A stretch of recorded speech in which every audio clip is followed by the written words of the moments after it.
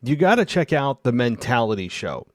If you could be a fly on the wall and could hear how men think and really want to hear what goes on in the minds of everyday men, then you should check out The Mentality Show. Every Wednesday at 6 p.m. on YouTube and Facebook Live. Real men, real talk. The Mentality Show. You can find them anywhere you stream podcasts and YouTube, Facebook, and Instagram. Just look up The Mentality Show. This is WWE superstar Drew McIntyre, and you're listening to the WWE Podcast. The champ is the one that everybody wants, me. Becky Lynch is going to WrestleMania. Claymore! Austin 316 says I just whipped your ass. This is my iron. You're going to acknowledge me. All right, everybody, welcome to the Week in Review / Hell in a Cell review show. And while you guys heard me last night review on a preliminary basis the Hell in a Cell event, we're going to dive much deeper into the Hell in a Cell event, including the match that I didn't talk about last night, which is the women's match. We'll get to that in just a little bit. But before I do, I want to welcome back all the way from Switzerland, Uncle Chris. How you doing, buddy? Hey, and hello to everyone. Hello to the Discord chat members and all the members from Patreon. Hello, Matt. Welcome. It's a nice time for me this time. Not so late like last time, but for both of us, it's pretty nice. And I've watched the event yesterday live with the cool guys in the chat, and I think we're all pretty happy with it. Yeah, in general, I mean, we'll talk more in detail about the Hell in a Cell in just a few minutes as far as, match by match. But certainly, I would agree that it was a solid pay-per-view. No big surprises, no big returns that were rumored. No, I was actually of the belief I got duped believing Bray Wyatt was going to re-debut like a lot of others. I mean, Bray Wyatt was actually trending throughout the entire pay-per-view, yet he didn't even show up. I mean, it was just kind of this rumor that fed itself. But we'll get into that in just a little bit and definitely dissect it. But when we look at Raw and SmackDown this week leading up to the Hell in a Cell event, what did you think about the final shows for Raw and SmackDown before Hell in a Cell? Decent, good. I think SmackDown was pretty nice, especially with the main event. Riddle is going on. I feel they build Riddle as a single competitor. He's going on his own road someday. Absolutely. He's built to a main eventer, I guess, and it's good for his character. He's, kind of, what is the word? Evolve. Absolutely. And since the loss with Randy for the unified tag team titles, you feel changes, and that's very nice to see. And he's still a damn wrestling machine. I mean, after the match, you saw the Usos. They're like, oh my god, how hard was that match? And Riddle was still, do we have a match? Yeah. I mean, this condition is, oh my goodness, awesome. And I like that match and SmackDown at most, to be honest. Yeah. Yeah, it was a really good main event. I think it was one of those that continued to solidify Riddle as a main eventer, even without Randy Orton. Even without Randy Orton there, I think that Riddle is a guy that you can lean on at any time to have a really good match because, as you said, his conditioning is otherworldly. His conditioning is something that you don't see every day, and it's just like it's almost as if he never gets tired. It's amazing. And the guy's in incredible shape. He's over with the crowd. And even without Randy, I think he's doing just fine with Nakamura, as they also seem to have a nice chemistry together. And yes, we all know that in the main event here, they didn't have a good chance of beating the Usos for the undisputed tag team titles. But did you enjoy the match itself with Riddle? He hit the RKO on the top rope, but Jay came out and hit him with a splash. And then after the match, we had Riddle be attacked by Sammy and the Usos. So did you enjoy the main event itself, even though we kind of knew they didn't have a chance of winning the belts? Of course, and they did it nice, especially with Sami Zayn hitting the music of Roman Reigns. Oh, right. Yes. So it's a little bit was a distraction for him, of course, and because he also wants his hands to get Roman. So he does not look weak. The Usos defend, of course, they have to, they should do, because Riddle, should he be in a tag team title picture? Not for long from now, I guess. He is made for being a single guy. I'm very confused. When time is it? How long is this build now? Or is it to SummerSlam already, or is it going to next year? Or what do you think when his title run, or let's say tag team run, is over in general? I think that it's probably, well, while Randy is out, I think there's a good chance of Roman Reigns versus Riddle one-on-one before Randy comes back. Reports are that Randy is going to be coming back before SummerSlam, so that gives Riddle another month and a half or so before we get into SummerSlam season and Randy returns and they reunite as a tag team. So I think that you could have Riddle versus Roman Reigns at Money in the Bank one-on-one. That's, I think, a very strong possibility. And do I believe that Riddle has a chance of beating Roman? Again, probably not, because reports are that after that, it's going to be Randy versus Roman at SummerSlam, and then after that, it's Drew McIntyre versus Roman at Clash at the Castle. So that kind of tells you that all the way, at least through September, Roman Reigns is going to retain that championship. Yeah, the building tells it a lot, but I think still they may make a match like Riddle would have beaten Roman Reigns if this didn't happen. So it will be a very, very close victory for Riddle, I'm sure. I feel like that. They built him pretty good in that match against Roman. Yes, and that'll be what's going to be fun about it is that they'll do the best they can to sell you that Riddle could actually beat Roman. And I think that there is a I'm talking like 2% chance that Riddle does beat Roman. I ultimately don't think it's going to happen, but they're going to make you believe it. And I think that even though we know the outcome that Riddle's going to lose to Roman, that's not the objective of the match. I think the objective of the match is to get Riddle further over and cement him further as a main event star and show that he can hang with Roman Reigns. I think that's the goal that as fans we should realize is really what's going on here, not that Riddle's going to beat Roman Reigns, more just continuing to establish Riddle as a main event guy. He is already, man. He's so much potential. And I see him also, since a long time, a perfect guy for an Iron Man match. My God. He needed someone else who has similar condition. Why not? But Riddle is a perfect guy for a future Iron Match title match, my man. And could be a very great one. I don't ever know if they'll do another Iron Man. I mean, I'm talking a true 60-man Iron Man match. I don't even know. Does anybody know? Maybe you do. The last 60-minute Iron Man match? When was it? I don't even know. I really don't. I'm asking because I don't know. That's how long it's been. So. Yeah. But I think about Michaels and Bret Hart. That's the thing. And I don't remember as well. And oh my God, I remember a 30-minute Iron Woman match. Was it Sasha against Charlotte? I'm not sure about that.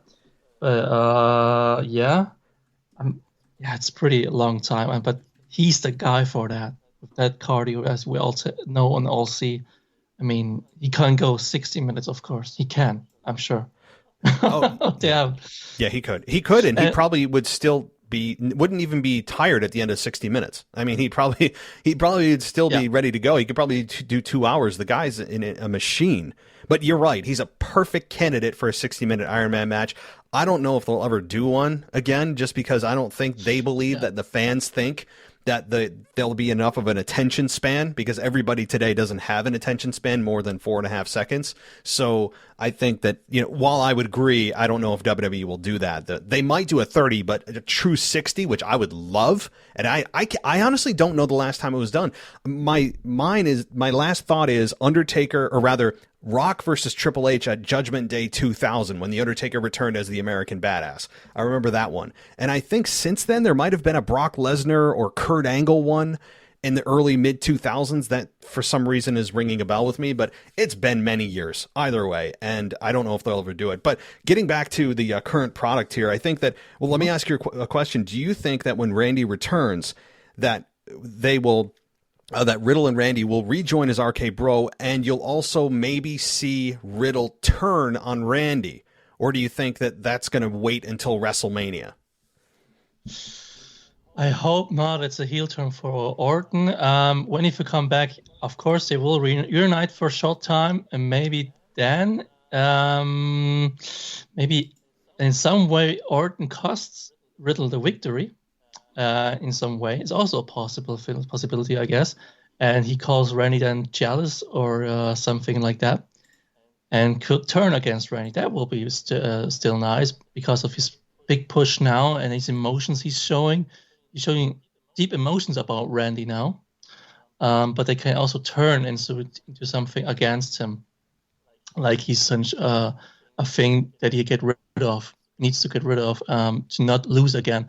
I appreciate the tag team run with you, but I feel after you gone, I was capable of beating Roman Reigns, and you are the reason I didn't now. And that could be a nice story as well. I think it will be. I think what's going to happen, you're onto something. They'll reunite. Everyone's going to be happy. Oh, my God, Randy and Riddle are back together. There's hugs and maybe they kiss. I mean, who knows, right? And so I think that's going to be fun. But if it's really going to be Randy and Roman Reigns at SummerSlam, I think you're right. It'll be an unintentional, at least we'll speculate, an unintentional costing of Randy by Riddle for the match. I mean, that's, I think, what's going to happen, and that'll lead from SummerSlam to WrestleMania of them slowly breaking apart until one of them snaps, and then you get Riddle versus Orton at WrestleMania, because I think you could really build it for 6 months or so. I think that there's something you could really do there, given how excellent they are as a team. So moving back to SmackDown a little bit, and then we'll touch on Raw, and then get to Hell in a Cell, is we have Ronda Rousey have her next opponent be named here, and it is Natalya, as Natalya won that six-pack challenge match. And what do you think about Ronda Rousey against Natalya for the SmackDown Women's Championship? Come on. Did you hear the crowd? Yeah. It was like that. It was complete the match. No, even the moves from Shotzi, they don't react to it. It was like a quiet, we're going to take some snacks and go to a drink. No, the match was very not good. And it's building, I thought first time they built it clearly to Raquel Gonzalez, because she is, my God, what a huge woman. Damn. And still pretty and very good. And future champion, of course. It must be a champion in Vince's eyes. Okay, this is against Natalya. I don't know. If you see the match against Cora Jade in NXT, it wasn't bad. It was good to build her and show Natalya is a good person to build someone. But you already know she can't win against Ronda now. I only see Raquel beating Ronda Rousey or something like that, because Natalya, I don't know why they put, maybe off the cut of the friendship in the past. They have a good chemistry, maybe also in the backstage area. But the match itself was very, very boring, I guess. And does not make the little look the woman good. They have much more potential as the match it happens. Yeah, that. No. It really, the match wasn't very. Was not very exciting. I mean, you have not only the match not be super exciting. I mean, of course, Raquel Rodriguez is the building star of that match. She's the next big thing, so to speak, quite literally, in the women's division. And boy, she is, like you said, she has got a very masculine figure, yet she is still feminine. It's so interesting. She's like a very muscular woman, but not in a way that looks like China, like kind of weird, right? Like she seems more natural than China did, and but that is what it is. And I think Raquel is a big star, and she's going to be a future women's champion, no doubt about it. But right now, you have Natalya step up and do her kind of annual pop in the main event, and then go back to obscurity cycle that she does, which is what she's done her whole career, where you think she's going to get that big run, and then she has the big loss, and then she goes back into catering and sits there for 8 months, and they bring her back. And that's kind of been Natalya's role for several years now, even though she's quote unquote the locker room veteran. But this should be a fun match, I think. I mean, I'm trying to be optimistic about it. It's a new opponent for Ronda Rousey, and I think the match quality is going to be fine. I'm not super excited about it, but I gotta say, this is the most underwhelming run for Ronda Rousey as champion that she's had since she's come back or since her entire WWE career, really. This is just, the fans don't seem super excited for her as champion. And that's not just because of my own bias that I don't like Ronda Rousey on any level. That I just don't think the fans are really super behind her like they were the first time around until Becky Lynch came along, of course. So I don't know. I'm kind of like, we all know the outcome of this one too. It's Ronda Rousey just having someone to work with, Natalya getting another main event spot for a quick second, and then back to, being in random tag teams. So I don't know. The match is going to be fine, but I think the outcome as well, right? Like Ronda Rousey's going to win. Of course. Yeah. Of course, yeah. But if you change her to heel, you have also to change the music. Yes. This is a totally babyface music, and that's the only babyface part on her, I guess.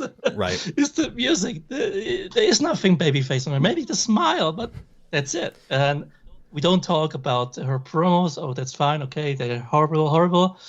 Also, a downer for us, maybe some to a part. I want to just quickly talk about that. Was the thing about the New Day and Big D? Yeah. That's I know. It's clever. I gotta say, yeah. Yeah, but as long as we hate New Day, maybe, Yes. and especially Kofi Kingston, but as long they catch the people and they do it well, I have to appreciate as well. I accept that they're not that bad, and in some way they have something, and they always play with the big guys like Drew McIntyre, main eventers, so they keep being relevant in some way. And that's why a breakup is pretty difficult, especially after so many years. Let's hope they break up, because it will be an awesome feud between Kofi and Xavier. It's still my absolute unappreciated or not thought about it feud. Will be awesome because they have such a history together. But how to build that? That's what could be interesting.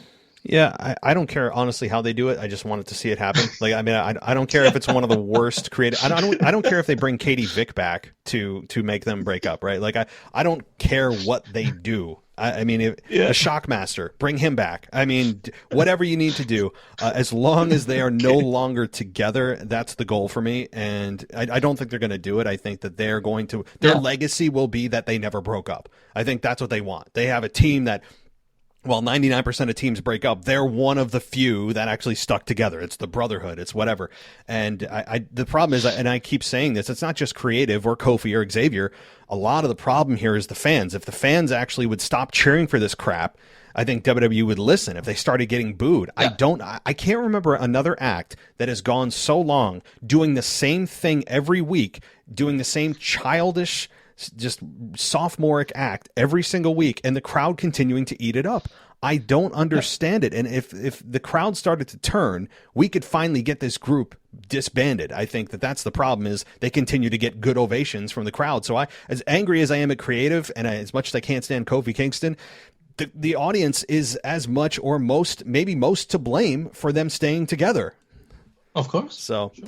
All right. Well, let's continue on here. Of course. I'm going to get on a Kofi rant, and I'll spin out of control. So, did you have anything else? Okay, we'll briefly touch on Raw too. But did you have anything else on SmackDown that you wanted to? I don't want to go through every segment, but anything big that you wanted to touch on SmackDown before we move on? Just 1 second. The dancing Shanky, it reminds me so about the dancing Great Khali with Natalya. Remember that? Yes. Oh my God. Yeah. It was something like that. And oh my gosh, the Great Khali now, the new Great Khali. That's exactly what it is. It sounds like Great Khali gave him a call and he's like, "Hey, I got a great idea for you." Yeah, that's exactly what. If anyone doesn't know what we're talking about, just YouTube it, right? Like dancing Great Khali, you'll find it. It's exactly what that is. Yes. Oh God, that's great. All right. Well, moving on to Monday Night Raw. What did you think about Monday Night Raw? The pull apart brawl between Cody and Seth. What did you think about everything that happened on Raw? I have some notes about Raw. The first one was the nice promo of Becky in the beginning of the show. I liked it pretty much. Also when Asuka coming, but then you see again the thing with Asuka and Kofi. Kofi is annoying in the promos. Asuka, you hear the crowd when she's talking. They don't get a connection with her because she has all three the same phrases, but also they try to respect her because of her ring work. That's the only thing she has, I guess. And it's so sad that she can't do great promos. And what happens, Bianca has to come out as well to make it a bit even. But also Bianca, she talked about in the bump about her issue. You heard that about her imposter syndrome? No. She has that. It's an illness in her head. That she has a very lack of self-confidence also question everything of her, what she's done and like that. And it's a pretty difficult thing and not to take it too easy. And you feel Bianca also needs a good person to make promos against. I'm sure when she goes in a promo against Asuka, she would not look that much better as Asuka. And that's not what I want to tell. Bianca is not good in promos, but with other good person as a good competitor, she maybe could lose off track. That's why Becky is very important in that feud. Becky is the most self-confident woman in that feud to me, and even maybe maybe the best part of it. What makes it hit that high? She's still holding Bianca that high to my eyes, and Bianca also said in a little clip about John Cena. They celebrate John Cena a few days ago, and she told him. She told the world that John Cena tells her with his showing, always act like a champion, also without a belt. And that shows me maybe this title run is not going too long now, maybe, I don't know. Or even the babyface run could come to a quick end, because I think her character could change shortly. Yeah, this is my guess. Yeah, well, I'm all for a Bianca Belair heel turn. I think that there's something to be said there, but you also have Becky Lynch, who's a top heel, and you know, you need that balance. So if you turn Bianca heel, Becky's still a heel. Who's the babyface? Just Asuka? I mean, you need to have it balanced in some way. So I don't think they'll do it yet, but I do foresee maybe by the end of this year, Bianca Belair will turn heel. As I've said, it's amazing. You have a heel character like Bianca calling herself the best, the strongest, the fastest, the toughest, the rough. Like you go through all that. Like you're saying, you're the most superior human being to ever exist. How do you create a babyface character out of that? Somehow it's been endearing. Like somehow the fans haven't booed this because Bianca is excellent in the ring. She says it, but not in a way that's been really like kind of bragging about it or being like she has a huge ego. She's just kind of stating it matter of fact. And so it's just amazing. But all you have to do is flip a switch. I mean, her character already is heel. She's just been able to mask it with this kind of babyface tone to it. Somehow it's been amazing. But you're right. The promo by Becky is so good on the mic. She continues to get better.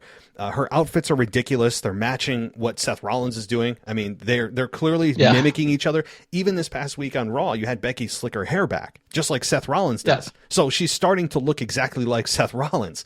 And it's obviously, I think they're doing that on purpose. So it's really funny. And if ever Seth and Becky were to team up on Raw, I think it would be actually a lot of fun, much better than their first go around as babyfaces. That was really awkward and it didn't work, and I think it hurt both individuals. This time, if they were ever to be on Raw together as a team, it would be much more fun. I don't know how or when they'll ever do that, but so anyway, yeah, this was a nice build to the matchup. Bianca Belair has been strangely quiet up until this past week. She's been sitting at ringside and just not doing commentary during the main event for the last 2 weeks before that. And just, we haven't heard from her. Like, so what does this mean to you? What do you have to say about this triple threat? And so we finally got a little bit out of her on Monday night. But yeah, I mean, I just sense you're right. I think there is a change coming for Bianca. She's been babyface for a couple of years now. She won her match at WrestleMania twice, won the championship twice in the last 2 years at WrestleMania. So yeah, I thought that this was a nice build, and obviously what we'll get into in a minute, the execution of this match was brilliant. So, yeah. I just last quote is I see the light at the end of the babyface run as EST babyface run from Bianca, because the energy is going low. Because and I saw that especially in the promo on Raw. It was the first kind of promo I saw lack of confidence and lack of what can I do else to keep that level. She's not on that level as babyface anymore. She's losing it, and that's why she needs that heel turn, especially maybe at end of the year. Survivor Series, maybe woman against woman, face against heel, and she turns in that moment. Maybe a switch turn with Becky again, maybe.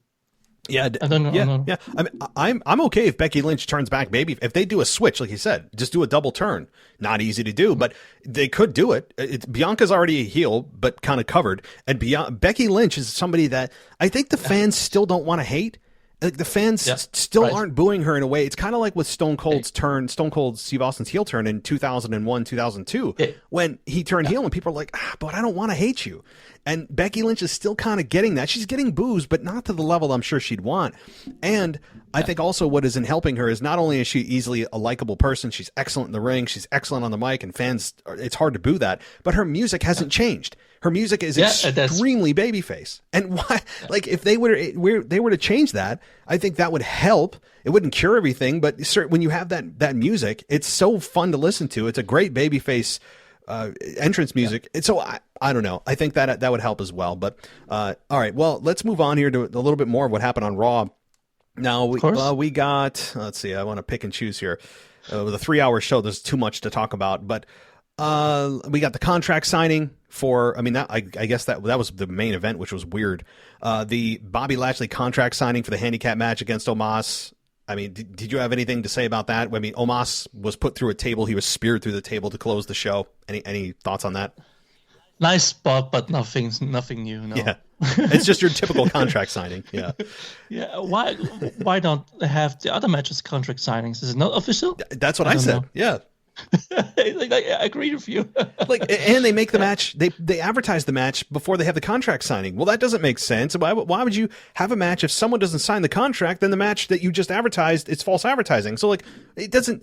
I mean, I know it's pro wrestling, and this is just kind of how things work. But and also times they have impromptu matches. Well, how does that work? Don't they have to sign a contract to have the match?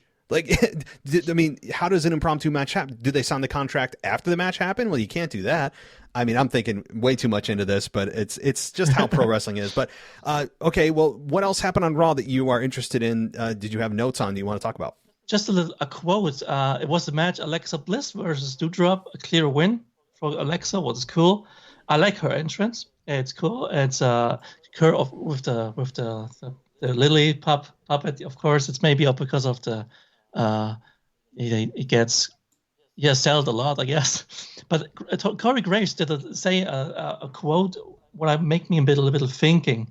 He said something like, I like the ruthless everything doing Alexa Bliss more as this what she is now, like a little girl like her. She's small, of course. Only is good when she's a heel and do heel moves. And is she now more weak because she's a babyface and try to do clean moves and clean punches and makes it her weaker as a heel Alexa Bliss, where she clearly make dirty moves, will also help against bigger women like Doudrop or something like that. And I think Alexa Bliss is an awesome babyface. Man, she has so much. It's like she's getting in the ring and everything smiles around her, and it's very nice. And it's also a reason we all say, of course, she goes to the movie someday. Of course, she has all the talent. But until that, you agree with Corey Graves in that quote, or did you hear it? I'm not sure. I didn't. I missed that. I mean, yeah. I mean, when you're a heel, your style should change, and when you turn back babyface, it should change. But I mean, that quote, what you're saying to me, which I didn't hear, is that Corey Graves believes that if you're a heel, that when Alexa was heel, that, well, he didn't say heel, but when she was in her darker character, that, she was more powerful in her maneuvers. Is that what you heard? Mm-hmm. Yeah. Like that, and that she's not that powerful now, but she beats Doudrop. Yeah, she beat Doudrop, who was like 6 times her size. I mean, so Yeah. I mean, maybe she needs to harness the power of Lily. I don't know. I mean, that doll. I don't know why she's still carrying the doll around either. Like, no one's explaining anything, and how she became undark. Like, I don't know. I mean, I have issues with her character in terms of consistency, but in the ring, she's great. I mean, regardless of whether she's heel or babyface, she's always been very good in the ring, and I'm glad that she's actually wrestling somewhat consistently now instead of just being sitting on a swing or going in therapy or doing, whatever she was doing for almost like 2 years. I mean, you could count on one hand over the last 2 years how many matches she's had before she returned. It's really just a travesty. But now she's and she beat Doudrop. Promos must come back. Yeah, and the promos must come back now from Alexa. Yes, she's a great speaker. Mm-hmm. Engaging. She knows how to speak. She's got a nice presence about her. Everything she says, I believe. It doesn't always feel like she's rehearsing something. She's just got something about the way she speaks, and I agree. They need to stop hiding her on the mic. Now, she's done quick little interviews, but nobody has done any character development on her. The creative hasn't come up with anything. No one's explained why she's suddenly like this, why Lily's still here, why her music has changed. Like, nothing. She's just back to, just good old Alexa Bliss from when she debuted, and it's I have a little issue with that, but again, in the ring, it's fun. Her finish is always fun to watch. Twisted Bliss. She beats Doudrop, and it just shows you that she's at least, where they're positioning her is close to the top. It's close to maybe, being in the conversation for the women's championship at some point. So, anything else on Raw? Just a quote of Riddle. Tribal piece of trash. Yes, I still love it. Yes, it's somehow it's catchy. It's not catchy, but it works. It's weird. I'd agree. And Riddle, his quotes have been really good lately. 420, or RK Bro 420 says we just smoked your ass. There's been some really, really good stuff from Riddle, who just continues to be a top guy. That is last thing. Yep. Sorry. Go ahead. The last thing is makes me more sad as Kofi Kingston is Apollo Crews is for the 24/7 title. It is a shame. It is such a shame. He has all the tools. I don't get it. I mean, they gave him this not so. Well, in the beginning, his gimmick was nice, but they drop in like, okay, it's pretty sad. It makes me sad, especially this guy. Yeah. What happened? Yeah, I don't know. I mean, I remember when he turned heel and he adopted the Nigerian accent, and he got Commander Aziz, who was carrying around a giant, aluminum Q-tip, and I was like, all right, cool. This sounds good. He really dove into that character, and I think did some excellent work with Big E a couple of years ago before WrestleMania 37.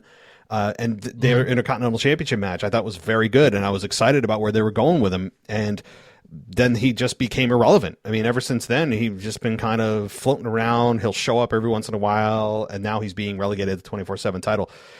It's one of those guys that you'd be concerned about getting actually released by WWE. Like, if they have their next round of releases, if you're an Apollo Crews fan, you should be concerned about him being released whenever that next round is coming. I hate to say that, but it's probably, it's true.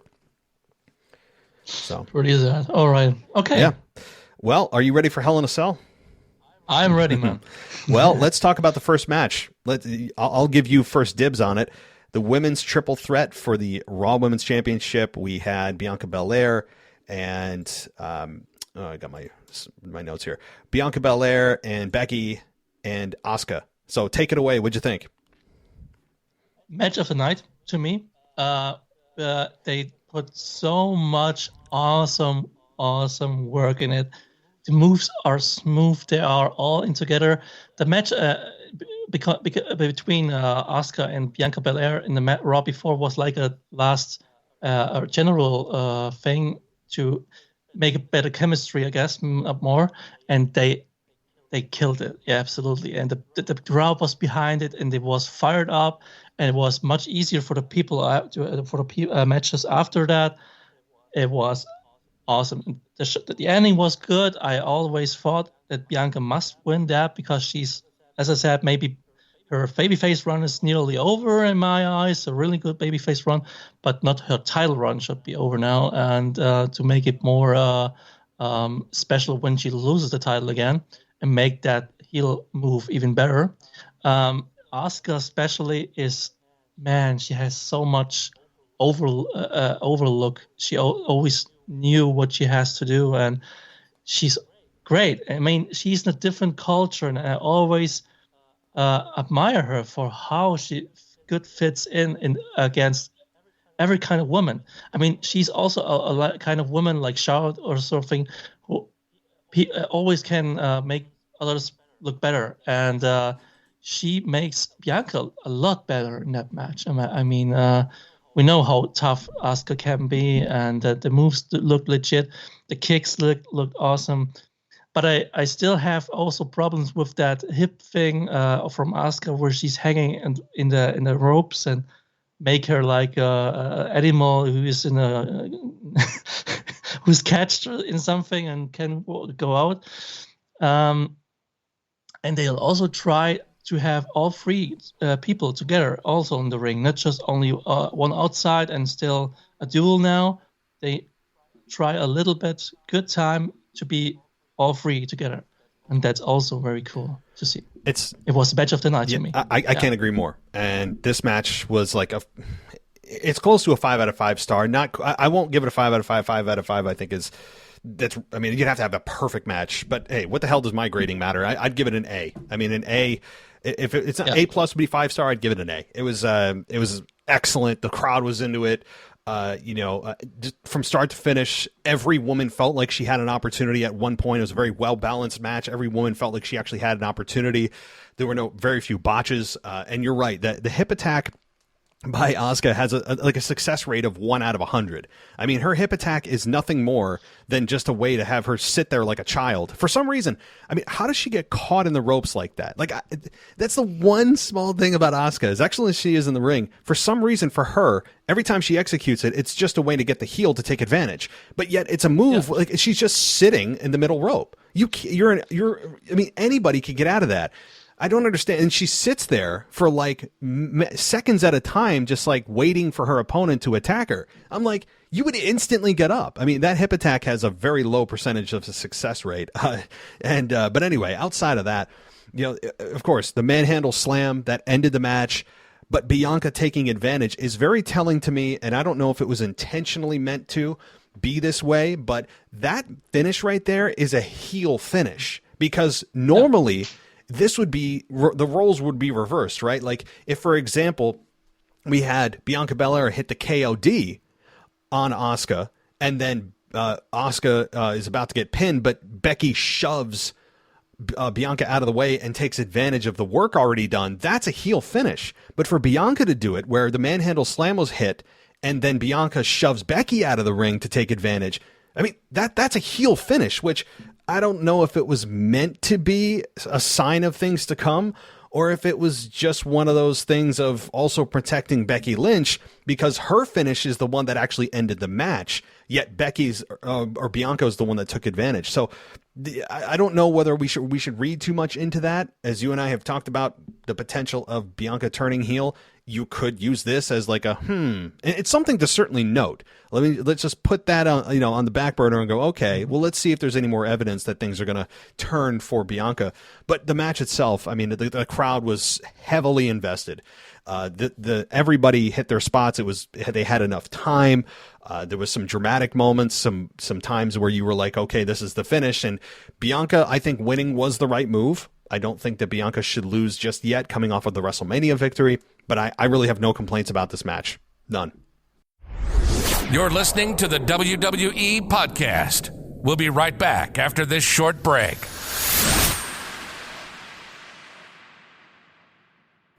You got to check out The Mentality Show. If you could be a fly on the wall and could hear how men think and really want to hear what goes on in the minds of everyday men, then you should check out The Mentality Show. Every Wednesday at 6 p.m. on YouTube and Facebook Live. Real men, real talk. The Mentality Show. You can find them anywhere you stream podcasts and YouTube, Facebook, and Instagram. Just look up The Mentality Show. Welcome back to the WWE Podcast. Let's get back to more great wrestling audio.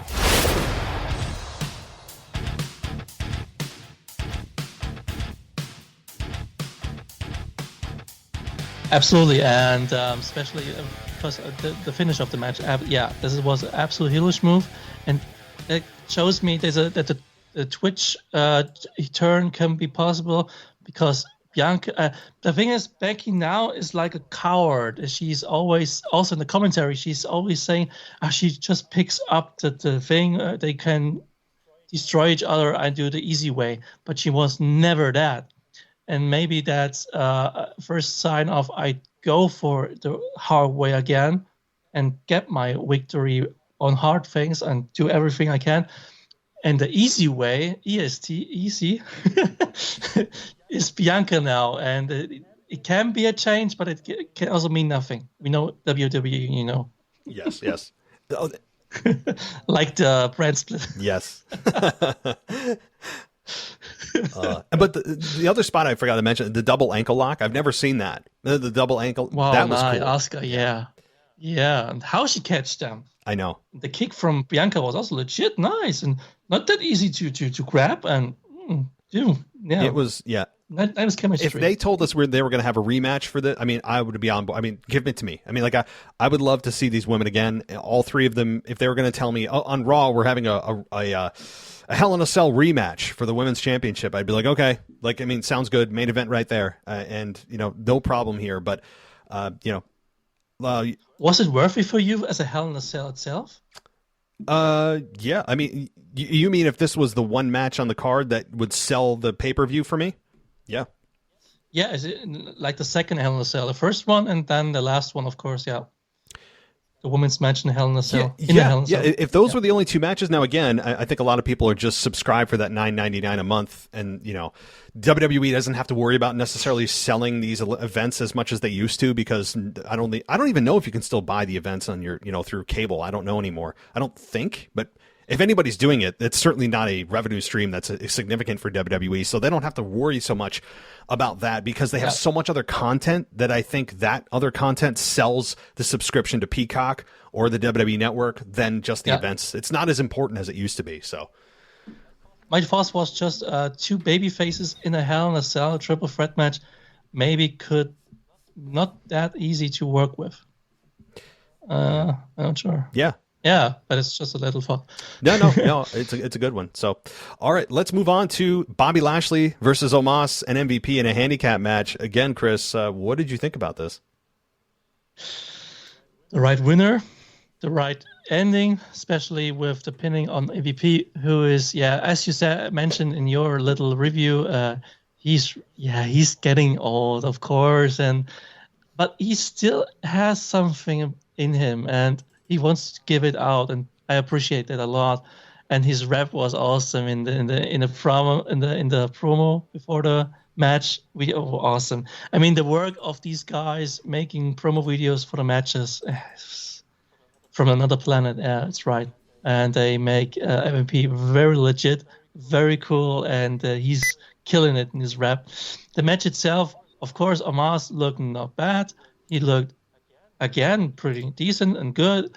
He makes a constant match, and but I'm confused against who he should go now.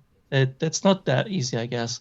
I mean, I have nothing in mind, so I'm very curious who will be. And Bobby Lashley with that with the title in his hands, from the fan, pretty nice to see that. But also not that guy. I mean, will Roman lose both titles at once, or will he lose only one?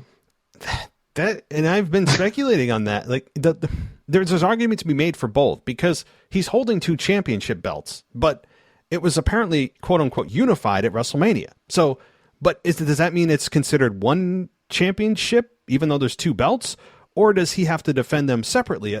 We just don't know. We really don't know. And I mean, Bobby Lashley at the end of that match, of course, standing on the second rope, and I mentioned this on my review and on Twitter. If anybody didn't see it, the referee's yelling up to Bobby Lashley when he's standing on the rope. presumably, now we didn't hear what he said, but presumably it was, hey, Bobby, grab the belt from the fans, something along those lines, because Bobby was obviously forgetting to do that. And I mean, Bobby Lashley, again, as I mentioned, he is a 20-year veteran, but sometimes he just forgets the little things. He gets caught up in the moment. It seems like that anyway. But anyway, he grabbed the belt from the fan that was clearly a plant in the crowd, and he, paraded it around, holding it up, which was something that obviously had to happen storyline wise. And the announcers also mentioned that he was sending a message to the rest, whatever. Right? He's holding up the belt, sending a message or a statement or whatever other. I mean, I really would like to eradicate those words from their vocabulary. Just get a thesaurus and use a different word. I don't know why everything has to be sending messages and making statements. Like, that's implied. Like, I mean, I'd love to say, oh, can we, okay, what message are they sending? Can we ask you specifically, or is that just a statement that we're not supposed to ask about? I don't understand it, why they, for whatever reason, it's like a corporate buzzword. They've got a sheet in front of them and they have to mention it 26 times on every show. I don't understand. It's a completely overused word like that. Mind games, statement, message. Like, can we stop? I mean, anyway, but Bobby Lashley was clearly trying to tell everybody, hey, I'm now in the WWE Universal Championship title picture. I mean, that was essentially what they were saying to us is Bobby's next step is that he's going to be in the conversation for a run at that championship. Now, I don't know. I don't know if this is going to be defended separately or together. We don't know yet. I don't. Yeah. Or he's gonna be Big B. Big B, yeah. Big B. Don't coin that. Don't give anybody any ideas. Oh, jeez. Yeah. It could be. I mean, he could. I mean, Bobby Lashley, though, versus Roman Reigns is intriguing. But Lashley versus Reigns, it's something that I would like to see. I think that there's actually a lot of people gunning for Roman Reigns' championship right now. You have Bobby Lashley, who showed you last night. He's in the conversation now. You have Drew McIntyre. You have Riddle. You have Orton hanging out there. You eventually have Seth Rollins. I mean, there's unfinished business there that people forgot about from Survivor Series when he got beat down with a chair that we're all supposed to forget. There's a lot of people that actually he could work with in the interim. And, of course, the mythical Rock versus Roman Reigns match that should happen this WrestleMania. If it doesn't happen at this year's WrestleMania, it's never happening in my mind. So, yeah. So I think that's what the point of that was. And this matchup, though, with Omas and MVP, it was fine. It was as good as I think it could have been. And MVP in the ring was slow. It's not really a criticism. He doesn't have a whole lot of in-ring time, and he's older. So that's just what happens. Yeah, absolutely. So it was fine. And seeing MVP get put in the hurt lock and tap out was the payoff. Yeah. So, great all ending. right. Let's move on to the next matchup here. I want your opinion on what was it here? The next match in order was let's see here. Oh, Ezekiel versus Kevin Owens. Mm-hmm. And we had Kevin Owens win. What did you think of their match? Pretty interesting that Ezekiel looked pretty weak against Kevin. It has some moves, yeah, but at the end it was a pretty good victory by Kevin Owens. And I felt at the end of the match that, yeah, I'm scared he will disappear in the down card again, and they don't have confidence in that, and maybe not much ideas how to evolve that character of Ezekiel. That he loses now. Maybe the defeat is not over, okay, but it's pretty great win by Kevin Owens. Pretty nice, especially with the yelling at Ezekiel's face and then giving a stunner and then 1, 2, 3, like it's nothing. It's pretty telling in my eyes. It was, and the right winner. Yes. The right yes. winner, No, it was the right winner. I can't say it wasn't. And Ezekiel, who he's got the fans behind him kind of in a strange way where we all know he is really Elias, but we're kind of playing along in a charming way and just trying to anger Kevin Owens, who is making this as entertaining as this storyline could be. As I've said, you go from Stone Cold Steve Austin, bringing him out of retirement nearly 20 years ago, to Ezekiel. I mean, it doesn't get more of a fall than that. But Kevin Owens still bringing everything he can to this story, making it funny. I mentioned in my quick review last night, the hilarious part was him, pulling at the face of Ezekiel and saying, "Smile, Elias," and he's pulling him. Some of the little things he does are really funny. And Kevin Owens, he's a difficult guy to hate because he's so entertaining. And he's got the stunner, which is, obviously we know how over that move is. So the match, I actually thought the match itself was better than it would have been if, you were to ask me beforehand, what do you think this is going to be? I thought it'd be like a 2 out of 5. I'd give this like a 3 out of 5. It was okay. I think it was satisfactory to good. And it was, I think, exactly what it needed to be. Kevin Owens gets the victory, and hopefully we can move the hell on from this program, and Kevin Owens gets into more of a relevant program, which I think is going to be the Money in the Bank ladder match. I think Kevin Owens is probably going to be one of those 6 men that are involved in that matchup. Mm-hmm. So to me, that's what's going to be. Maybe Bobby Lashley also goes into that Money in the Bank ladder match as well. Maybe that's what the statement was that he was making is, I'm going to be, the Money in the Bank winner, and I'm going to get an opportunity at the championship. So probably Bobby and Kevin Owens go right into the whole Money in the Bank ladder match story that's going to start tonight on Monday Night Raw. They have to. These two are safe picks in my eyes. Absolutely. Cool. Well, let's continue on here. In match number 4, the Judgment Day versus AJ Styles, Finn Balor, and Liv Morgan. Once again, Chris, what did you think of that as the Judgment Day won clean? Very important. Also building them as a dominant group to take them serious also in tag matches, not only as a single competitors for now. Sure, one day it will be broke up, sir, but we are not in that state now. Maybe in 1-2 years. I think this group has potential to stay over 2 years, of course, in my eyes. It has a lot of potential, but with the same members, no, the members will change, and they will build great baby faces, but not now as well. Liv Morgan has the match of her career. I see the smile of her standing in the ring with Edge, with AJ, with Finn Balor. It was like for her, I guess, a very, very important match for her feelings after losing so much friends in the past and all that, like Ruby Soho or Sarah Logan and all that, the group.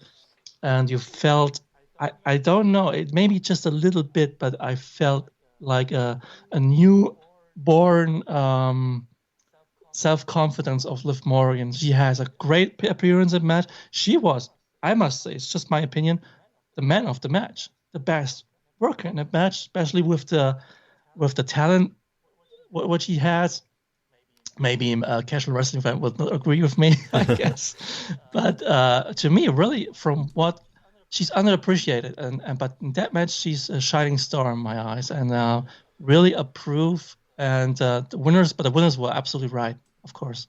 Well, I think Liv Morgan had the most to prove in that match. I mean, she is the, I guess, for lack of a better term, the lowest star there. I mean, she in her mind, and rightfully so, looking at this as probably the biggest match of her career. Now, I know she's had championship matches against Becky Lynch that didn't go her way, but in terms of star power in that match, I mean, this might have been her biggest match yet, and she did overachieve.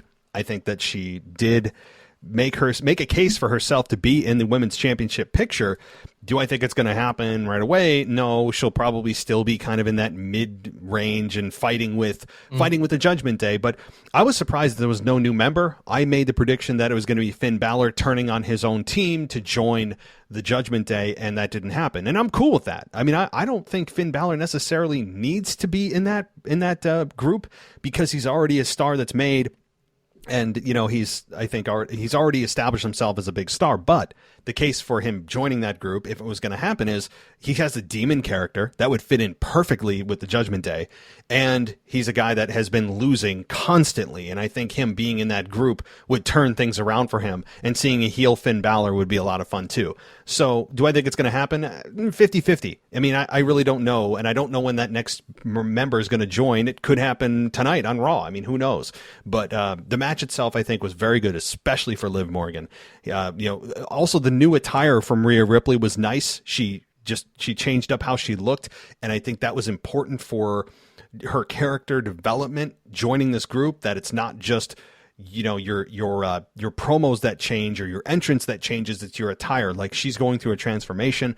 That was important. Edge getting the clean victory on Finn was important. You started off by saying it was an important victory, and it was. There was no kind of wonky ending. There was no foreign objects. There was no raking of the eyes. There was no low blows. It was just them winning, and that's fine. Heels don't always have to cheat to win, and it was one of those victories that continued to solidify the Judgment Day. But you heard something of the, what's it called, laceration of AJ Styles? That's why he disappeared after a move. I think it was against Damian Priest, and he was seeing a lot of blood, and he disappeared. And he just saw, and after the match ended, Liv Morgan, 2 seconds, looking to her right, and very concerned about maybe of the amount of blood AJ has lost, but you don't see the pictures. You just saw at the end Finn Balor laying there. And maybe that's why also is the reason, because they scrapped that new member in the last second. So because Finn Balor as the only guy against 4 of them or something like that will be too much. I'm not sure. It could be. I mean, I don't know. I haven't dove into the rumors or whatever, whatever the news of the day is on that. I just know that Edge has been teasing.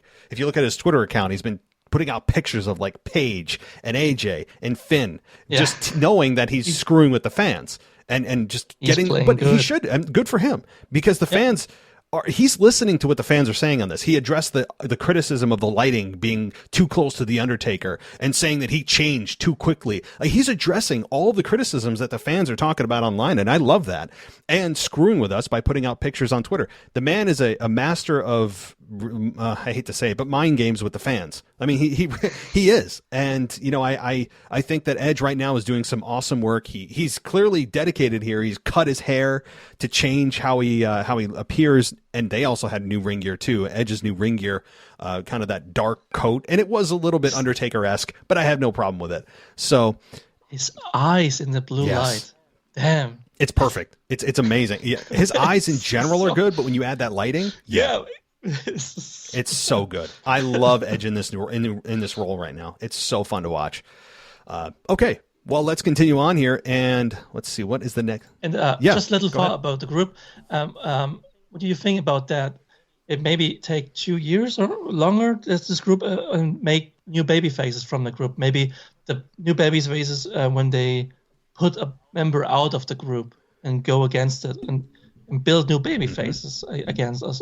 Is it possible again? I think that's a way that, while they're all heel collectively right now, the one that maybe gets beat. So say for example, we had Damian Priest get beat down by Edge and say that you're the weak link of this group, and all the other members beat him down. Well, now you're going to automatically want to see Damian Priest get back up and fight back against Edge. I mean, that could happen. I mean, I think we're a long way from this group disintegrating. I mean, it's just getting going. I think that's probably 6 to 12 months away. But yes, you could absolutely have that happen. That's why you need also 2 more members, I guess, because of that.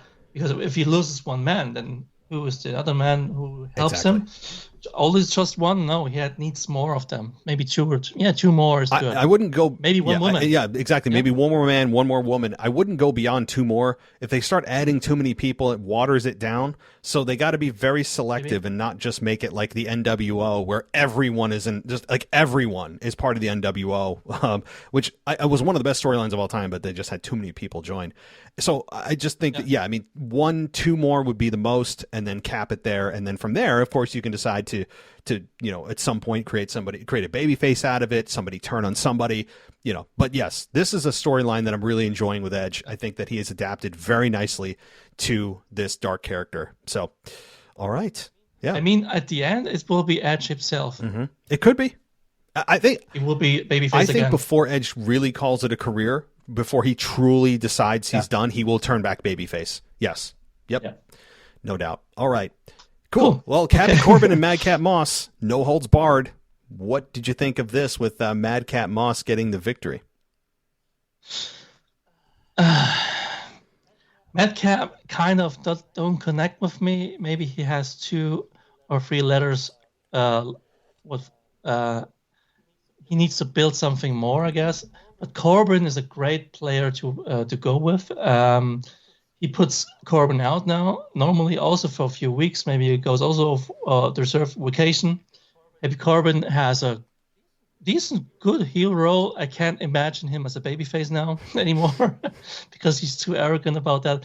Madcap Moss, I guess, will not come over the mid-card, but he has the tools to get some for more. But we have a lot of that kind of guys in the past. I just speak about Apollo Crews. And they smash it around someday. But the match itself was for no holds barred, and mid-card no holds barred to mention. And what's also interesting is there's Adam Pearce was involved in that. Not much, but decent, and it's cool. Also, he's not just in that main event roles and main event feuds, so also in that kind of mid cards. That was nice to see as well, to make it more little bit more important. And Madcap, it was the right victory, of course. It was the right one. The way he does it, it wasn't a pretty babyface like. Maybe you want to get revenge. But in that way, I don't know. It was maybe you don't know which direction he's going now. That's the thing for me, maybe.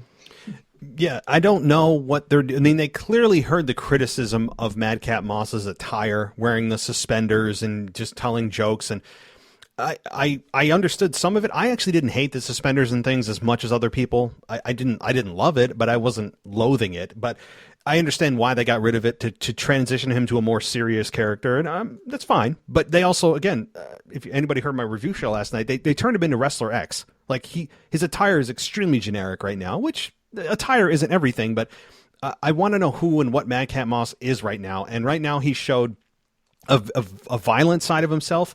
He can clearly work very well in the ring. I hope this is the last time that Corbin and Moss have a match. I'm ready for that to be over with and him move on. Yeah. Maybe he'll be in a Money in the Bank qualifier match or something for the ladder match. Who knows? But Corbin and Moss, I'm ready for that program to be over with. And, I think Corbin a lot of times gets more criticism than he deserves, because Corbin is a guy that never has bad matches, right? Like Corbin very rarely has, when you look at it and you're like, wow, that was terrible, right?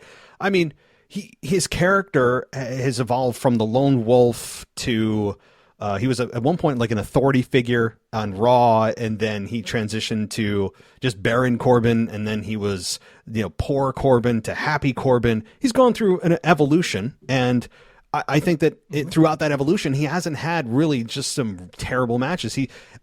People look at him and they yawn, but I think that he's underrated as a heel. And I think that he's consistently has solid matches. And, I think that Corbin at some point could be a champion, whether it's Intercontinental or higher, that is a good heel. Now, I think that Madcap Moss on the other side is a guy that's just getting started. We're trying to figure out who he is, what he is. He got rid of the suspenders, and we're ready for him to kind of maybe have a promo on SmackDown this week and tell us, like, okay, though, if you're not Madcap Moss, you're telling jokes, what are you? Who are you? What are you trying to do? What's your mission? And, without Corbin in the mix, I want to know what his next step is. So this match, I think, was fine. And it showed that Madcap Moss can go, he can be violent, and he can work a good match. And that's what we need to see right now. The crowd was somewhat into this. It was a little bit quiet, but I got to say the crowd was dying for a table spot. I mean, throughout the entire show, Chicago was like, we want tables.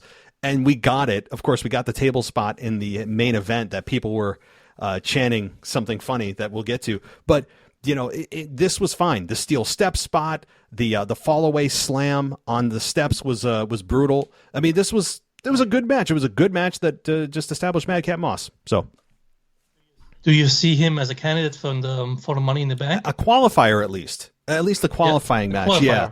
He may end up losing that qualifier, but it depends who his opponent is. So, I mean, I wouldn't hate Madcap Moss being in the ladder match, but even if he's in it, I don't think that he has any chance of winning it. It would just be a guy to fill a spot.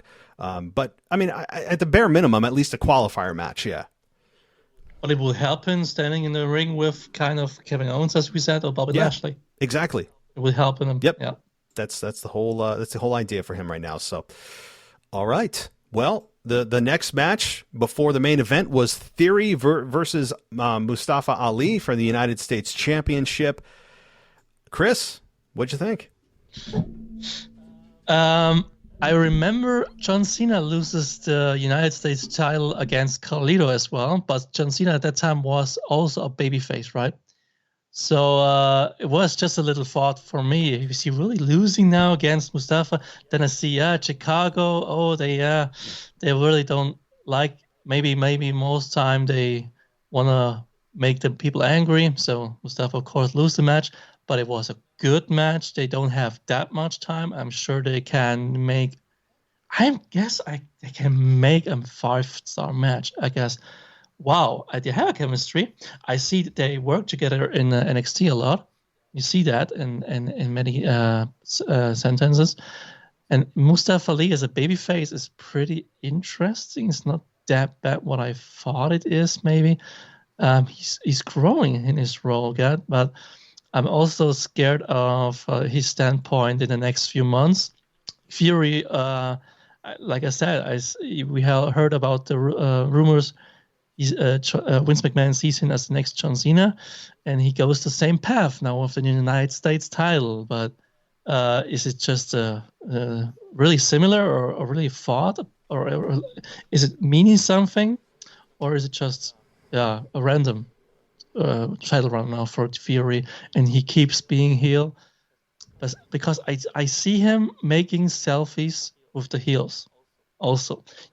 I think as annoying as it can be with the selfie thing, it's a good thing also as a babyface. I mean, I don't know why, but what do you think about that? Well, I think that right now it's a stopgap for Theory. I mean, he can work with Ali, and I actually believe that this may not be the last time we see these two together, because they know they're going to get a good to great match out of these two. I mean, you talk about athleticism at a very high level. I mean, these two are young guys that are just otherworldly in terms of what they can do in the ring, and they know they're going to. It's a guarantee, and that's good to have when you have a something that you can rely on. And I think these two probably will have one more match. If it's not on Raw, it's at the Money in the Bank pay-per-view or a premium live event. You're going to have these two in the ring again, and I'm cool with that, because it allows both guys to show what they can do together inside the ring and showcase their talents, because they're on equal footing with what they can do. But there is some criticism of this match, given that Chicago is Ali's hometown, that they didn't give him that huge pop that he could have gotten if he won the championship. Now, I don't agree with that. Just because it's your hometown doesn't mean you should win the championship there. The argument against it is it's a great time to get heel heat, because you're going to beat a guy in his hometown. I mean, why not continue the heat on Theory? Plus, he's Mr. McMahon's protege. Why would he have Ali, a guy who just came back out of nowhere? He was the leader of Retribution that everyone forgets, and he hasn't had a whole lot of promo time. Why would you have Ali beat Theory, a guy that Mr. McMahon he worked with very quickly, but he worked with Stone Cold Steve Austin at WrestleMania, even though he got stunned. He is a guy that was on camera with Vince McMahon for months in his office, and all that stuff that happened. But I don't think that Theory's ready to lose that championship. He just acquired it, and they're trying to establish Theory as a main event or a future main event guy. I have no problem with the way this ended. He needs better opponents, as a more established opponents, higher opponents, I guess, to make Fury and rebuild the title again, because as we know, WWE treats their mid-card titles like they don't exist or something like that. The Continental title and the United States title, they have meant much more in the past. But the past, I mean, before COVID. Because before COVID, it was pretty nice to see those matches. But to make Fury and the United States title really a very good mid-card title again, he needs good opponents. Who that can be? why not Kevin Owens? But the thing is, Kevin Owens, as you said, he's also for the main event. Of course he is, but not for always. And then T Fury is still a heel. Where you can see against he can turn babyface this year or next year or what? When they hold the hand on him. You're saying when Theory turns babyface? Yeah, he will, of course. Yeah, I'm so sure he will. He will, but I think sure. he's got a long way to go. He's very unlikable. Long way? I think he's got probably not until 2023. I mean, at least until next year, because he has, I think he's got untapped heel potential. People are just starting to get on board with this Theory idea of him being champion and booing him and going along with what WWE wants. And I think it's just starting to catch. I don't think there's really an argument right now to turn him babyface. He's got a very arrogant, naturally authentic arrogance about him. That's probably part of who he is, which is why it's working. His selfie thing, at first I was thinking it was kind of stupid and kind of juvenile, but the more I see it, the more I want to see somebody just, knock the phone out of his hand and kick his teeth down his throat. And that's good. That's what we should want. And I also think he has one of the scariest smiles unintentionally of all time on the roster. I mean, the guy, he looks like he could be in like GQ magazine, but at the same time, the second he smiles, his smile is like, it's almost like he has a built-in Halloween, mask on. Like his smile is scary. I don't know what it is. Like when he smiles really big, it's not, I don't know why. It's supposed to be arrogant, but I see it like frightening. And I don't know what it is. The way how big his mouth is and the way his teeth are. I don't know. There's just something about his smile that really is frightening unintentionally and also arrogant. So I think right now, to answer your question, Theory's going to remain a heel at least for the next 6 to 8 months. Have a good run with that championship and maybe not lose that championship until we get into late this year or early next year. I think he could have a long run with this title. Yeah, to rebuild it. It must have to be, yeah. And maybe we can go on a quest for the Intercontinental title. Maybe we can find out where that is. I mean, because we don't see it. You win that championship, which used to mean a lot, and then you just kind of go into hiding.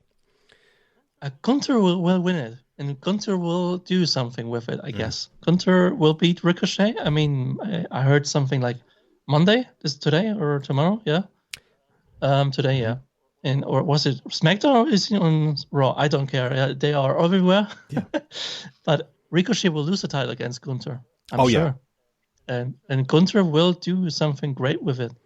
And I like how also Gunther speaks German words in his promos. You see that? Oh, nice. And of course his face. Oh, my goodness. It is. He is. I mean, he doesn't even, I don't even know if he needs to worry about promos. Like, I mean, he stands there and he's got such a unique, it's almost as if someone just I don't know, modified this guy to look like just a perfect foreign invading heel.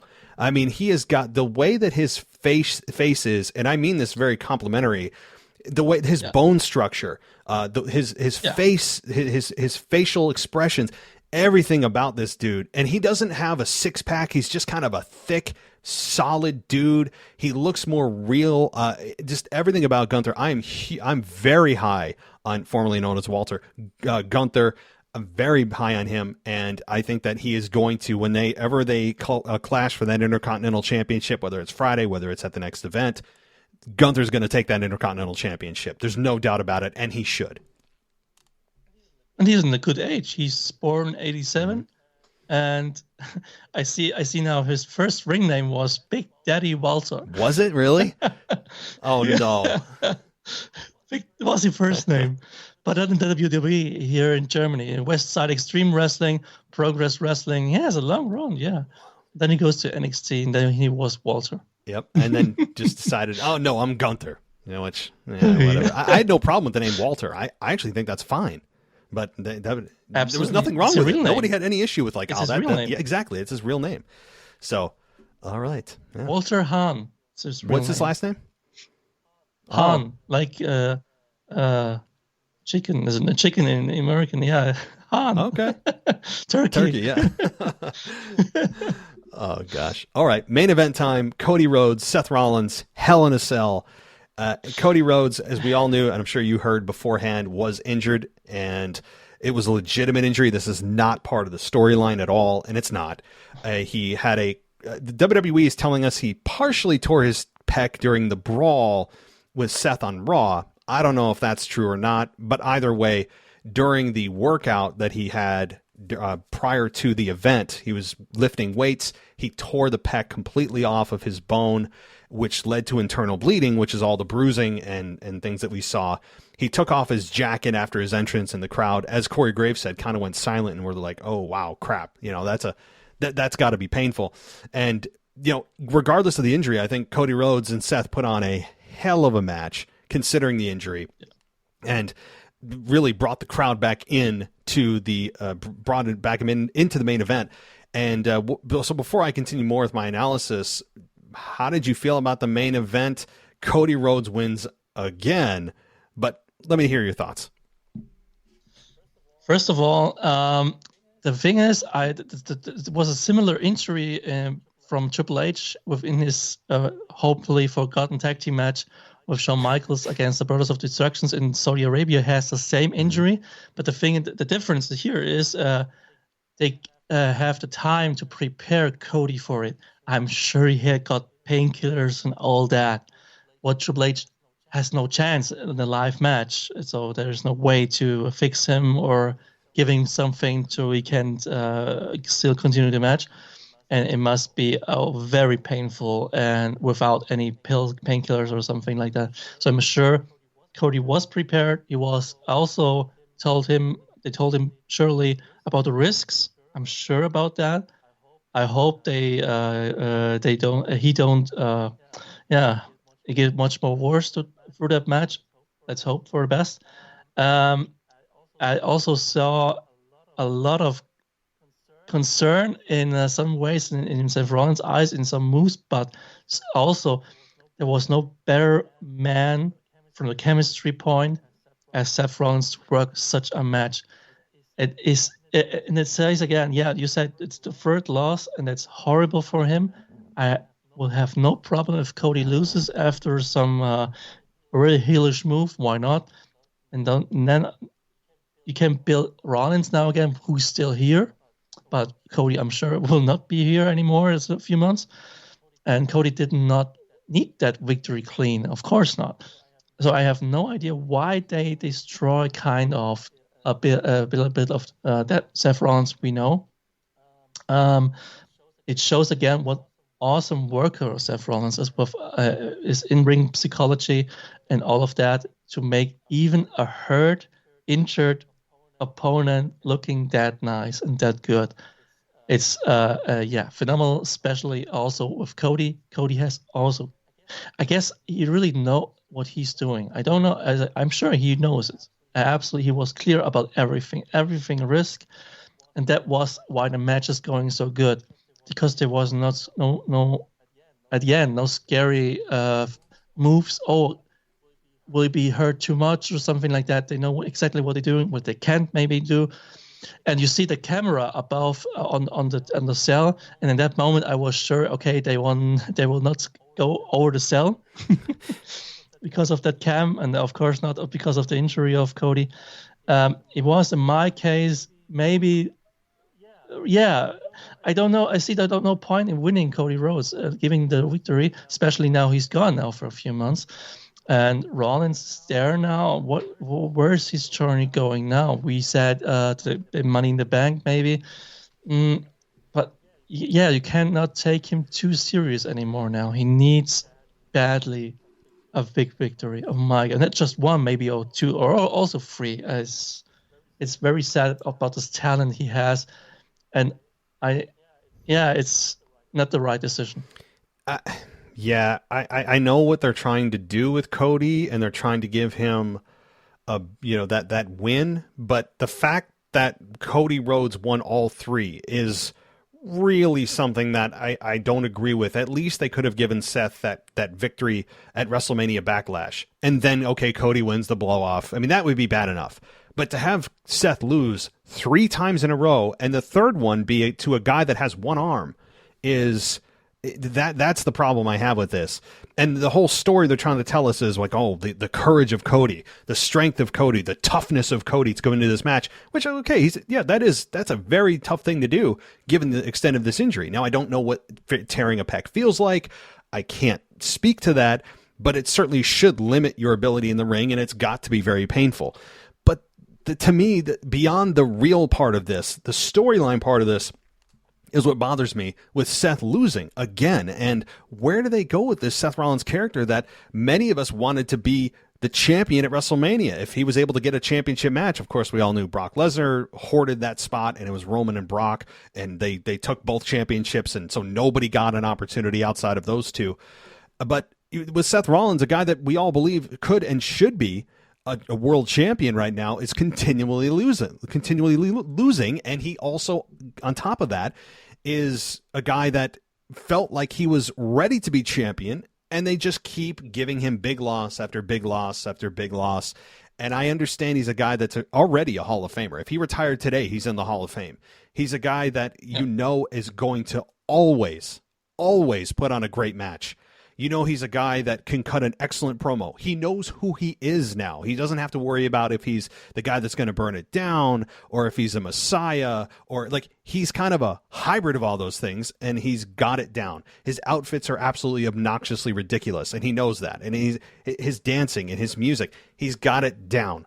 And now he's just continually loses. For what? For Cody Rhodes to establish him as going on this run of being undefeated or something, or to get him ready for Roman Reigns? I don't know. I don't like the fact that Seth is continually losing. Now, the match itself was very good. The table spot of putting Cody through the table, very good. The pedigree being used by Cody, that was very good. There's really nothing about the match itself I disliked, especially considering the injury. Now, would I have liked them to actually use the cell? Yeah. I mean, did the cell even need to really be there given the type of match they had? No. And they didn't have the story going in that, Seth keeps running away. We need something to contain these two. That's what the cell is for. Nobody was running away, really. I mean, that wasn't the narrative of the story. They just took the biggest feud going on Raw and stuck it inside the cell, which I don't hate, but the cell was barely used. And you add to that there's a no blood rule. It takes away some of the drama. And they also painted the cell red, which has been a big problem of mine for a long time.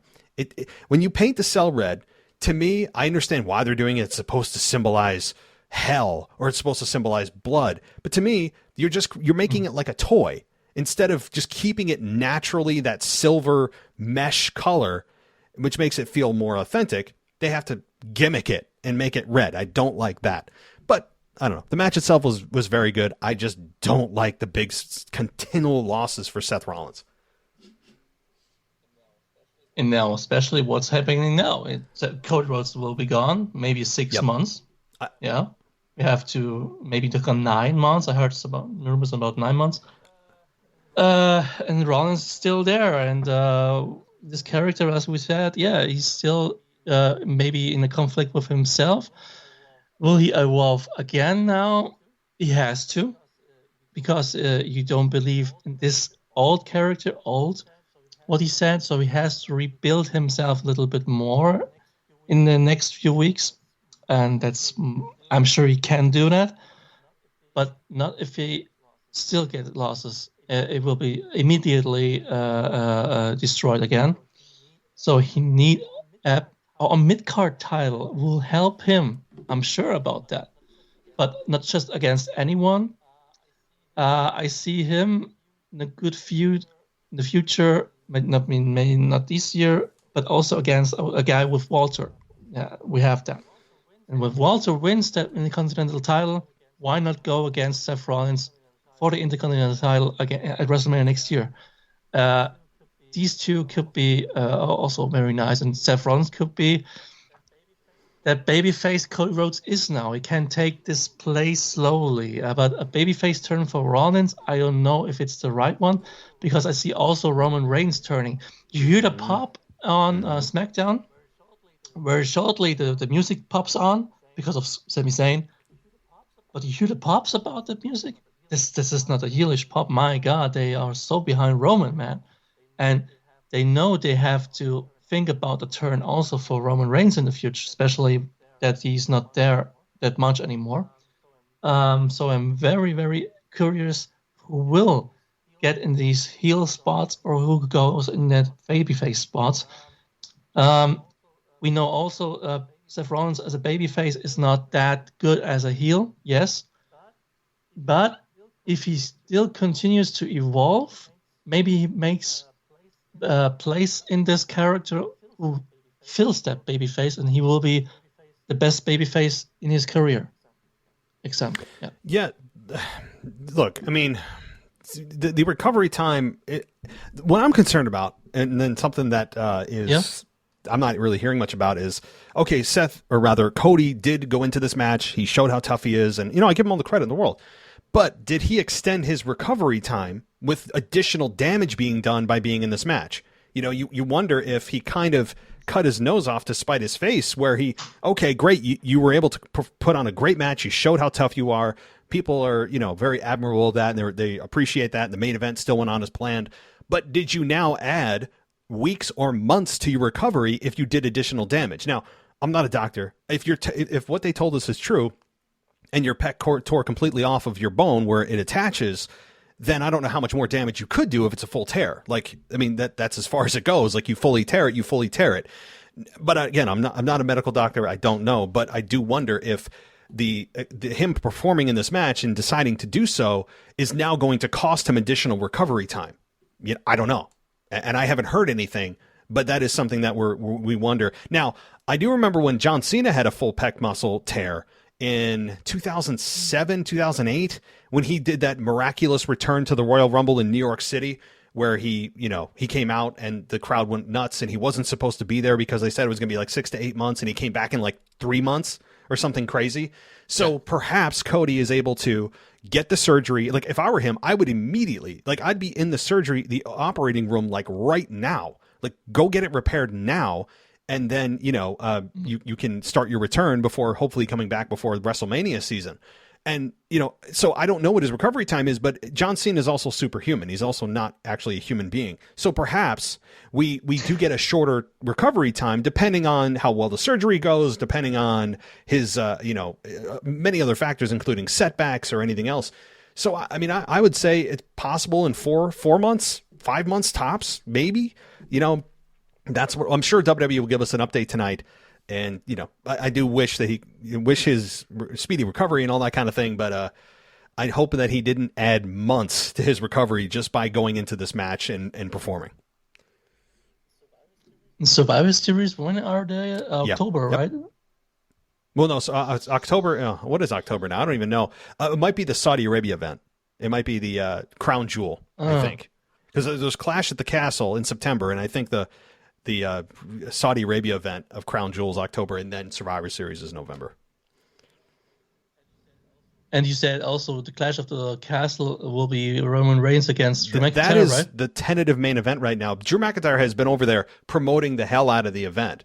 And Roman Reigns and Drew, how do you not get to that? They teased it, and then that went away. Yep. And I don't know how you don't get there with Clash at the Castle, especially given the overseas crowd that would be in full support of Drew McIntyre.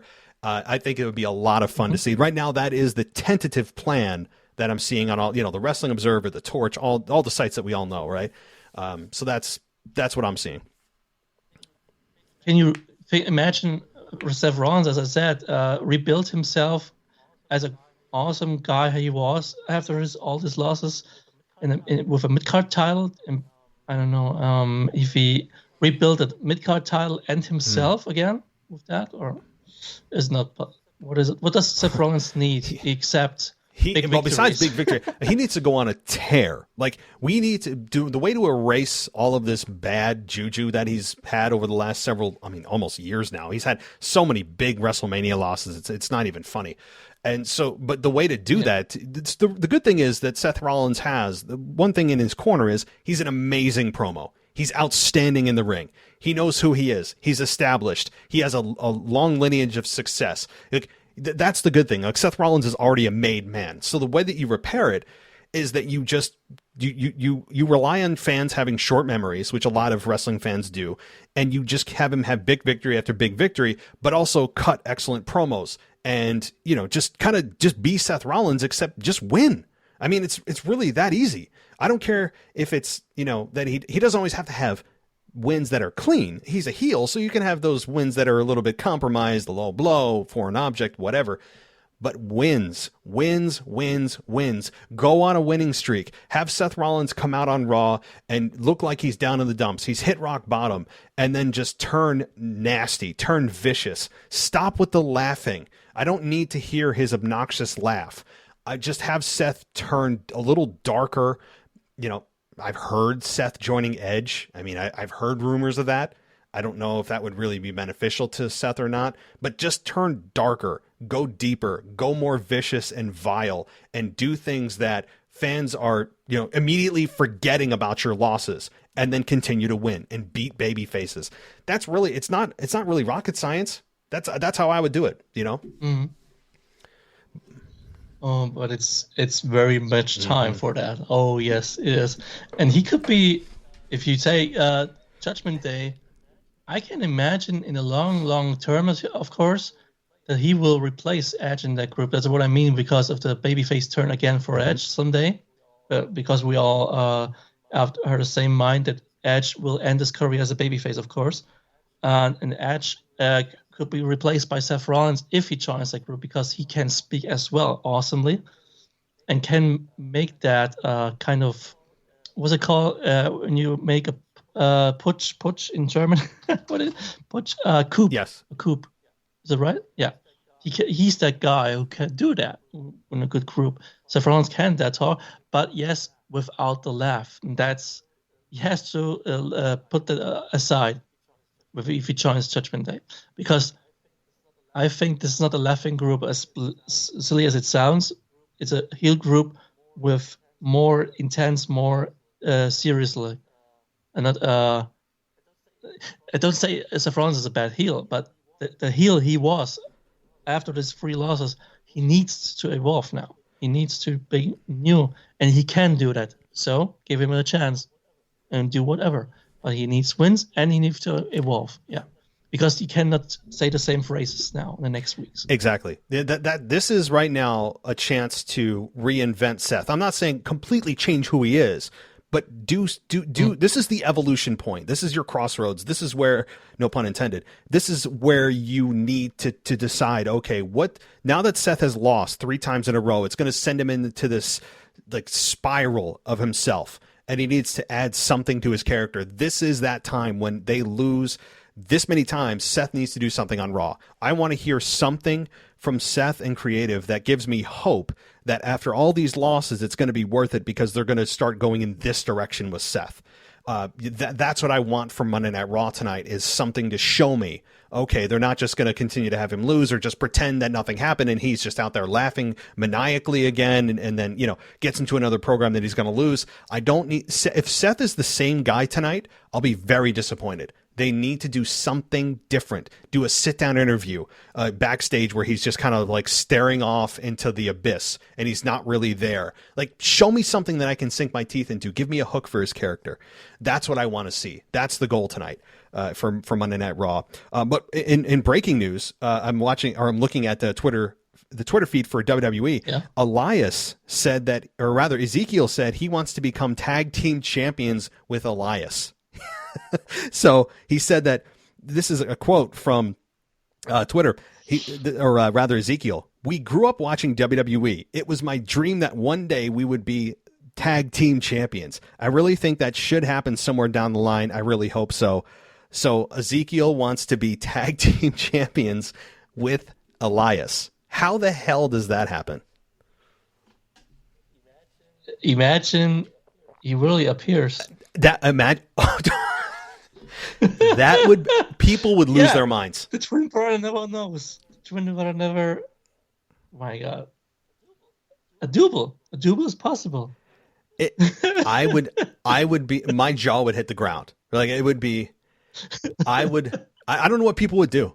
I really don't. Or what Kevin Owens would do. Stone Cold Pop. Yes, I'm sure. Yes. Oh my gosh. This is well. Oh my. No. I have one more thought for you about Austin Theory. I made that in some mailbag show for Mr. and Mrs. Casual Wrestling fans some 2 months ago or something. It was the babyface run for Austin Theory against Roman Reigns. I tell you now this little story, and you tell me what you think about it. Maybe you read something or heard something. Imagine Theory gets someday a match against Reigns. For any circumstances, it's for a title. Whatever and why. Is it to punish Roman Reigns or whatever?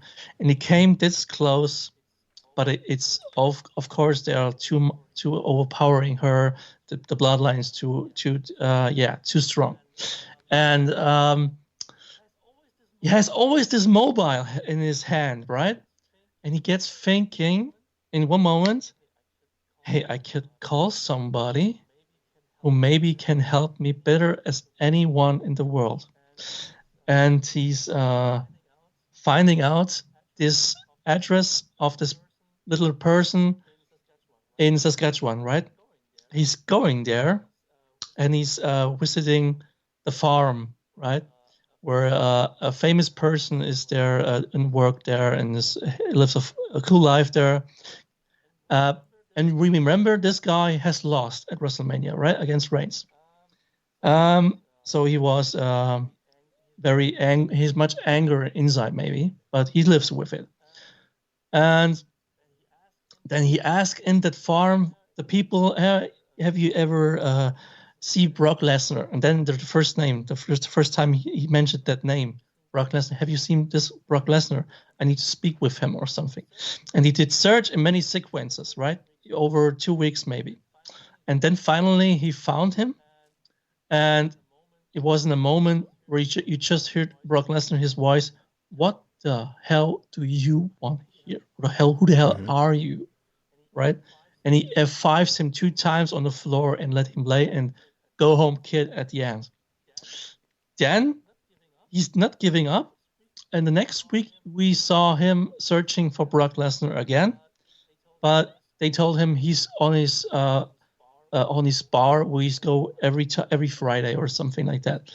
And he's going there and see Brock Lesnar sitting on the bar with any other guys. Brock Lesnar looks different, much more beard. You see that he's conflict with himself, as he's pretty sad about that loss still and feels not good. And then he feel provoked from Theory, and he has a brawl with him in that bar. And in this brawl, Theory shows he can stay with Brock Lesnar. He fights with him maybe 5 minutes or something like that. At the end, maybe still standing tall Brock Lesnar a bit, but he's very exhausted and very surprised by this kid. And at the end, he grabs his hand. You want to beat Roman Reigns? I show you how you can maybe do it. And then you see over the weeks until the next WrestleMania, like they train together, like they have practice together, yeah? And at the end of it all is the match at WrestleMania between Roman Reigns against Fury and Brock Lesnar in this corner of Fury and Paul Heyman in the corner of Roman Reigns. And Fury beats Reigns for the title. That will be, a better babyface thing. You can, imagine Brock Lesnar was never in the corner of somebody. And he's the one guy who can really teach Fury maybe some weaknesses of Reigns. And that was the last thing. He needs to beat Roman Reigns. Okay, so there's some things I really like about it, and some things that I don't know if the fans would latch onto. Now, the things I like about it is it checks the box of the person who beat Roman Reigns for that championship after, my God, how many hundreds of days now, is a young guy that they can build on. It's not like The Rock, which he has no business beating Roman Reigns in that scenario. And I will stick by that. It's not a veteran. It's not somebody that's already made. It's a guy that you can build on, and you can use that as a big foundational piece to jumpstart that person's career. So that checks that box. Young guy that you can build on. It's also going to check the box of being a really good match because Theory and Roman are great performers, and the Theory could work with anybody. It's seeming like so. That also checks out. Theory's also starting to get a little bit of momentum right now. He's got the fans are starting to react to him. He does feel confident on the microphone. The promos, I think, would be good. So you have that. You also have Brock Lesnar involved, and while nobody has any interest in seeing Brock and Roman in a ring again, Brock wouldn't be in the ring. He would just be ringside to support Theory and also maybe get a little physical if need be, if he's provoked, which is fine. So there's that. Now, I think that could work. Now, the criticism of that would be, well, Brock Lesnar involved in anything Roman Reigns is doing, people would just groan at, because I think everybody is tired of seeing Roman and Brock, Brock and Roman, Roman and Brock. I mean, we've seen it too many times. Not even though they're not in a match in your proposed scenario, them involved in the same storyline at all, I think people would groan at because they're tired of seeing it. So that I think would be one thing people may not gravitate to just because of the oversaturation of that match and that pairing. But also, is Theory really the right guy to do this? Where he's the one to take out Roman Reigns when there maybe are other candidates.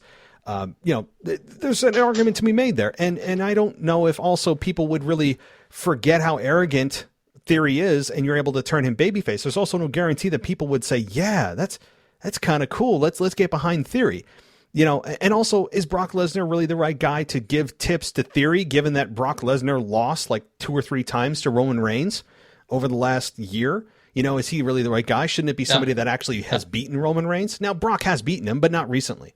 So, I mean, there's definitely validity there. And I'd at least, if I were in creative, pitch it to Vince. Like, it'd be like, all right, can we at least just discuss this? It's not bad. I don't hate that. Especially the sequences could be fun. I miss these sequences out of arenas, out in the normal life, maybe like that. And I miss kind of that once. And if you build him not good enough, the fans will not take him that serious as a babyface. But maybe he has potential to lose kind of his arrogance. I mean, John Cena as a heel at that time is a doctor of economics, right? But he also changes from a pretty arrogant to, was he ever? But he was never that arrogant as Fury is now, right? It was not that right. level, I guess. You're right, yeah. Difficult, yeah. Yeah. Then it's Walter. Yeah, no, it's not a bad idea. And you know what? I mean, Brock Lesnar, I don't know when or if he's returning. I'd imagine that at some point he is. And the thing is, it's just, I don't want to see Brock and Roman within 100 feet of each other. I mean, I don't. I mean, we've seen it way, way too much. And it's a main event this past year that no one asked for. It's just what Vince wanted, it seemed like. I don't know. So I don't dislike the idea at all. I think that you're dead on with somebody like Theory being the one that should take out Roman Reigns for that championship. I think that's a good thing. So, all right. Anything else before we wrap things up there, Chris? Wow. Yes, I want to give big shout outs to the Discord server. My gosh. I have to read the names all of them because it was very funny since I've not been there pretty much because also of a work here, pretty busy life, then the difference from the time, and I don't write in a lot of 2 mailbags or something like that. I'm sorry for that, and I hope I make it better in the near future. Kanye Twitty, big shout out for you and your great show of the Fire and Trash list. I love it, and your woman is absolutely fire. I saw that. See the last picture. Great, just great. Memphis Mark, shout out to you and your last. He was a Raw review with you, right? Well, he did his own AEW, but I also recently had him on as well. Yeah. Yeah, and Tommy S, and especially our DJ Kuzmo getting well soon. My God, we will miss him. I do miss him as well, especially his cool voicemails. But health is the most important thing, as we know, and I'm sure he get through it. Josh DeHand, Mr. Casual Wrestling Fan, thanks for all. Cool guy, especially with his wife or the pay-per-view before. All names I forgot. You are cool. Very cool, and it's very nice to read all the messages when I'm driving or something, or on mailbag. I listen to at work and all. Every podcast I listen. I didn't watch wrestling too much in the last few weeks, I would say, because of changes in life, but I will do again. It will be getting better. Thanks for all your work, Matt, and all your co-hosts and hosts. It's awesome to hear and to listen. Also from Switzerland. And you can find me on Twitch, Uncle Chris Show. It's German, but I will speak with you in English if you want. I can change the language. Recently, there was some guy from America, not about wrestling, but he just calls in randomly. And I'm sure when we can do video chats here with the community, maybe it's even cooler to be in a Discord chat with 5-6 people in a video chat room. Why not? We can evolve as well. And you do a great job about that. I will still be a patron for a long time, hopefully, and until you wrap the show up. I think I will be an old guy, and you as well. We will talk about wrestling when you are 60 or 70, I'm sure. Matt, thanks for everything, and thanks for having me, and wish you the best and all awesome. health. Thanks so much, Chris. It's been a joy, and as always, if you ever want to do a show, which you can every month. So we'll have to do this next month as we get closer to the Money in the Bank, July 2nd. Yeah, I have to I'm a bus driver. My work travels. I work 21 hours a day at the times. So we work just less than 3 hours from a day. 24 hours are the shifts. We work from 4 o'clock in the morning to 1:30 in the evening. That time, and it's not easy to find time someday. And I have a relationship was far away from here. I have to travel there every 2 weeks and weekends. So I will find more ways in the future, I'm sure. And given our time difference, we have 8 hours of difference of time between us. It's difficult, but definitely get some sleep. You and I probably both need it, and we will be in touch for our next show. Thank you very much, man. Take care. Bye. Bye. Thanks for listening to the WWE Podcast. Don't forget to subscribe on your favorite podcast app so you don't miss a show, or head to WWEpodcast.com. And for all of these shows ad-free, head over to patreon.com/WWE Podcast. Until then, we'll see you next time.